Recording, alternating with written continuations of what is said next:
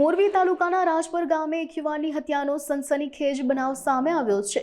મૃતક પ્રવીણભાઈ મોહનભાઈ અઘારાને બોથડ પદાર્થના ઘા ઝીકી હત્યા કરવામાં આવી હોવાનું ખુલ્યું છે। મોડી રાત્રે આ ઘટના બની હોવાની આશંકા છે। ઘટનાની જાણ થતાં જ મોરબી તાલુકા પોલીસ પીઆઈ, પીએસઆઈ અને મામલતદાર સહિતના અધિકારીઓનો કાફલો તાત્કાલિક ઘટના સ્થળે પહોંચ્યો હતો। મૃતદેહને પોસ્ટમોર્ટમ માટે મોરબી સિવિલ હોસ્પિટલ ખાતે ખસેડવામાં આવ્યો છે। પોલીસે હત્યા પાછળનું કારણ જાણવા માટે અલગ અલગ દિશામાં તપાસ શરૂ કરી છે અને ગુનો નોંધવાની તજવીજ ચાલી રહી છે।